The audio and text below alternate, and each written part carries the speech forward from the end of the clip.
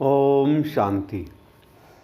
पहले तोलो फिर बोलो। कोयल की मीठी आवाज़ सुनने के लिए सभी लालायत रहते रहे, मगर कौन कौवे के नहीं। क्यों एक बार एक कौवा बड़ी तेज़ी से उड़ा जा रहा था। कोयल ने देखा कौवा बड़ी तेज़ी से जा रहा है।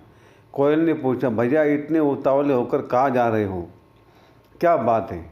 कौवा बोला, बहन मैं जाता हूँ मुझे भगा दिया जाता है, मुझे अपमान मिलता है, सत्कार नहीं, इसलिए यहाँ से कहीं दूर दूसरे देश में चला जा रहा हूँ। वहाँ तो अपरिचित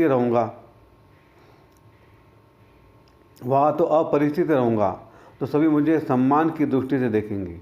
कोयल ने कहा, भैया बात तो ठीक है, लेकिन अपनी बोली बदलते जाना, काव काव को बदल देना। अगर इनको नहीं बदला तो वहाँ भी आदर सत्कार नहीं मिलेगा।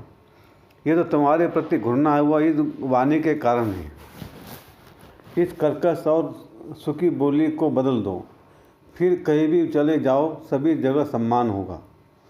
कौवा ध्यान से सुन रहा था। उसकी नज़र कोयल के गले में पड़ी हार पर पड़ी। उसका मन ललचा गया। कौवे ने पूछा, ये उपहार तुम्हें कहाँ से मिला है। कोयल ने कहा, मैं स्वर्गलोक से गई थी, वहाँ मैंने गाना सुनाया। मेरे गाने को सुनकर इंद्र प्रसन्न हुए और उन्होंने मुझे हार उपहार में दिया। कौवे ने भी सोचा कि सिर्फ गाना सुनाने से यदि हार मिलता है तो मैं भी स्वर्ग में जाकर गाना सुनाऊंगा और हार ले आऊँगा। वह उड़ा स्वर्गलोक गया। इंद्र से बोला, मैं भूलोक से आया हूँ, गाना सुनाना चाहता हूँ। पहले मेरी बहन आई थी, अब मैं आया हूँ। इंद्र ने सोचा, भाई और बहन का रंग रूप तो मिलता है। बहन का कंठ तो बड़ा सुरीला था, इसका भी सुरीला होगा, अब इसका भी सुन ले। इंद्र ने सारे देवताओं को भी सुनने के लिए आमंत्रित किया। सभागार सभी देवताओं से भर गया।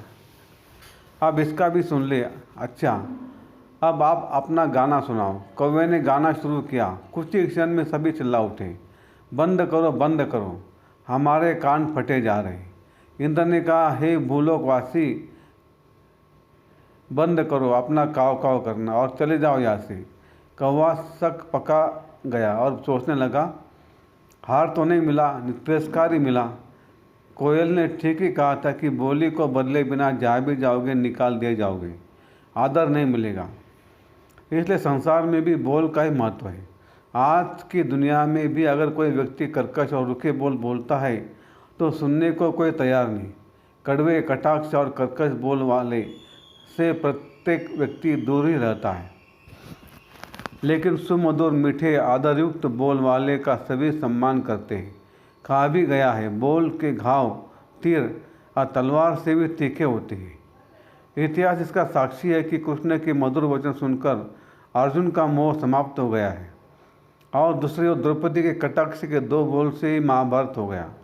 मंथरा ने अपने कड़वे बोल से कैकेयी के अंदर राम के प्रति भावना ही बदल दी। ऐसे अनेक उदाहरण हमारे सामने हैं। अच्छा, ओम शांति शांति शांति। शुक्रिया बाबा, शुक्रिया आपका, लाख लाख शुक्रिया। Thank you thank you thank you.